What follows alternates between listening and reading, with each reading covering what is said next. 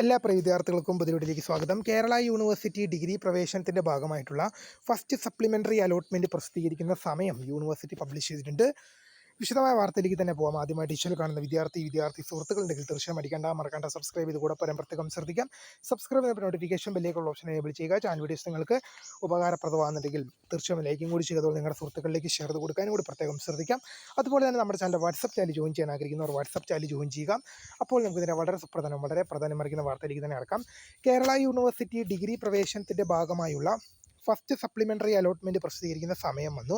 First supplementary allotment സമയം ഏകദേശം പറയുവാണെങ്കിൽ ഒരു 2 മണി ടു 5 മണി വരെയുള്ള സമയങ്ങളിൽ പബ്ലിഷ് ചെയ്യുമെന്നാണ് യൂണിവേഴ്സിറ്റി വ്യക്തമാക്കുന്നത്. അപ്പോൾ എല്ലാ അലോട്ട്മെൻറ്റുകളും വന്നത് ഒരു 5 മണിയോടൊക്കെ കൂടി തന്നെയാണ്. അപ്പോൾ അതുകൊണ്ട് തന്നെ ഒരു 2 മണിക്കും ഒരു 5 മണിക്കും ഇടയിലൊക്കെ നിങ്ങളെ വരുന്നതായിരിക്കും.